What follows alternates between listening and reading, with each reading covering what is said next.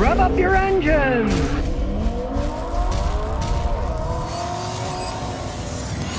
Now people are always asking me, should I get a Toyota Camry? Should I get a Toyota Avalon? Or should I get a Lexus ES350? Well, what's the difference between them? Of course, the Camrys cost less, the Avalons are in the middle, and the Lexuses cost the most. Back in 2013, when this Avalon was new, you could have gotten a new Camry for about $21,000. You could get the new Avalon for like $31,000, and you could get the Lexus ES350 for about $36,000. These are the starting prices with the V6 engine. In the United States, the Camry, the Avalon, and the Lexus ES350 are all made in Kentucky. You can get them all with the same engine under the hood, a reliable Toyota V6, and originally all three were front-wheel drive, but of course you can get an all-wheel drive Camry now. As of 2020, you can get an all-wheel drive Lexus ES350. In the case of Avalon, you can get all-wheel drive in 2021. A lot of these things are completely similar. They're all extremely reliable cars. So what do you get spending less for a Camry, more for an Avalon, and even more for a Lexus? As you can see inside, the Avalon, this is a 2013, bear that in mind. Luxurious interior than a 2013 Camry. There's no arguing that. For 2013, it's got the different modes. Now, truthfully, all three are relatively similar cars, but the Avalon has a bit more room inside. It's got more space. We look inside, you can see there's a lot of room in the front, quite a bit in the back too. And it's got a deep trunk. They all have big, deep trunks. You get a bit smoother ride in the Avalon, but you get a little bit better gas mileage in the Camry. Now, when you compare the Avalon to the Lexus ES350, there isn't much difference. Avalon 6-cylinder engine puts out 301 horsepower, where the Lexus ES350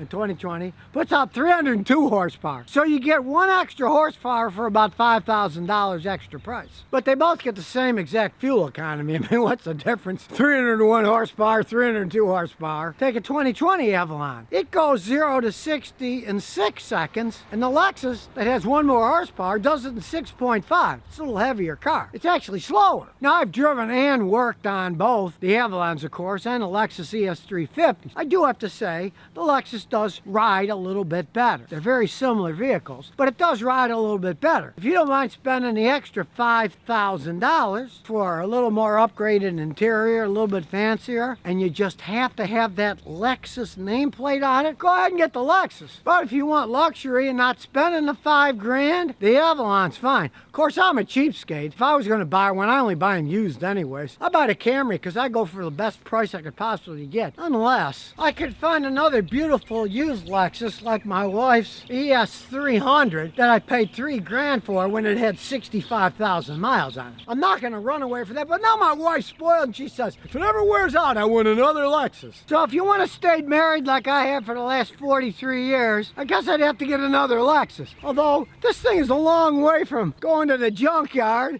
Even though it's almost 20 years old, still runs and looks like a new car. But you take the Avalon, I mean, this is a 9-year-old car. And look at it. It still looks excellent. The leather seats are still good. It's got a little wear on the leather armrest. That's what happens to all of them. You're going to have that done over. But let's start it up and listen to the engine. Smooth. Put in gear. No shaking at all. As we go outside, runs like a top. Everything on it still works. And you have to consider this car is now on its 3rd owner. There were 2 previous owners. The only problem that exists now is there's a noise that sounds like a wheel bearing, so we'll take it for a road test. With 4 people in the car! Everybody can stick their head out of the window when we get going to highway speeds to see where the noise is coming from. I think I hear it. So we'll jack the car up in the air, spin the wheel.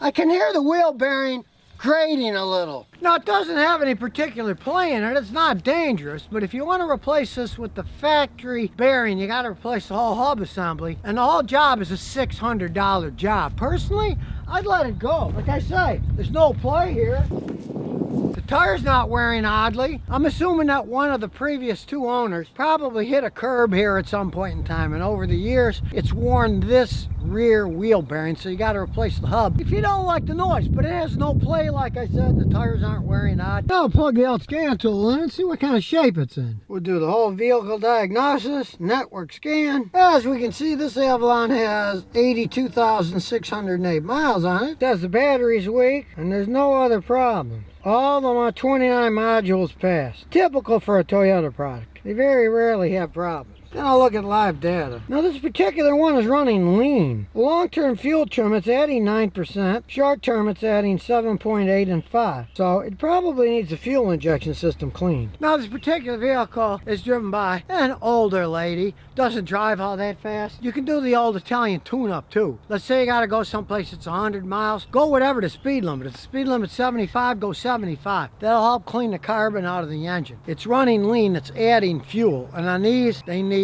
to be cleaned out inside the engine. If they drive 30, 40 all the time, they don't get fast enough, or the mass airflow sensor could use some cleaning. Here's the mass airflow sensor. Just unscrew it, take it out, unplug it, and clean it with some mass airflow sensor cleaner. I'd actually start there, because if that didn't fix it, I would have the fuel injector's pressure cleaned. I got a machine for that. But a lot of times, cleaning the mass airflow sensor with mass airflow sensor cleaner will make it not run lean anymore. It'll make it run totally fine, and it won't have to add the fuel. So now you know the difference between Camrys, Avalons, and Lexuses. So you can make a wise decision. Get the most economical, lowest price ones. Get a Camry. Quite a bit more luxury. Get an Avalon. And if you have to have a Lexus, get the Lexus. The $5,000 difference between this Avalon and the Lexus here in the United States, the ES350s are made in Kentucky. This was made in Kentucky. The Camrys are made in Kentucky. They're very similar cars. If you really got to have one versus the other and you want the more expensive end, do like I do. Buy them used. Then the prices get a lot closer and a lot lower than they do when they're brand new.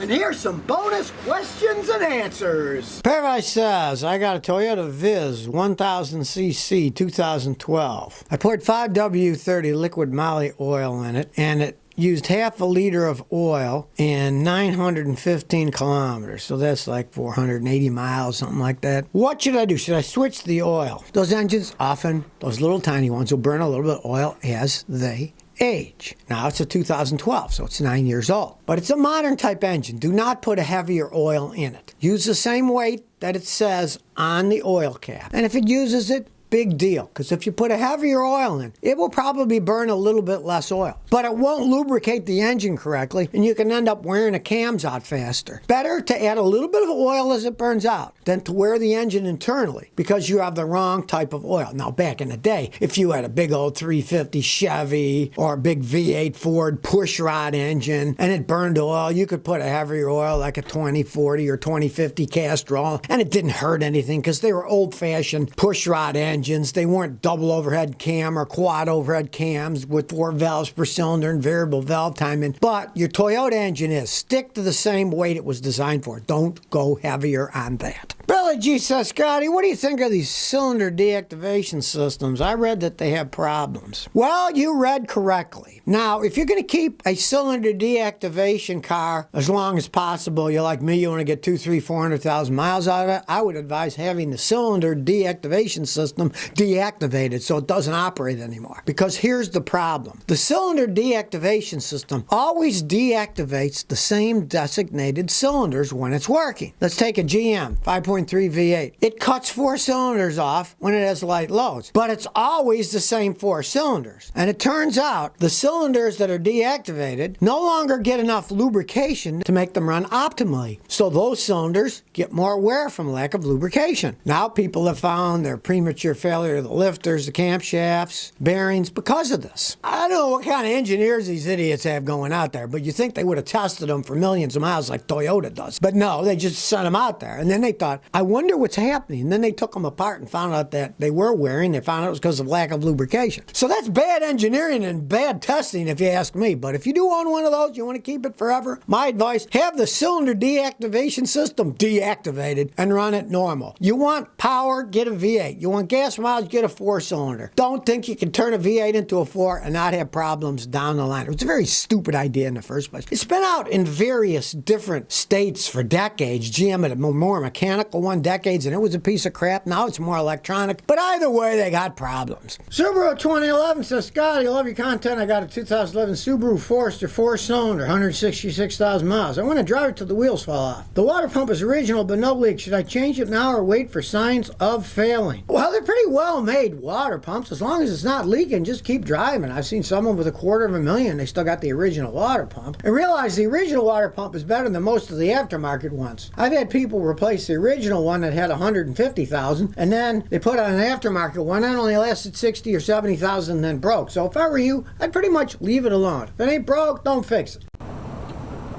So if you never want to miss another one of my new car repair videos, remember to ring that bell.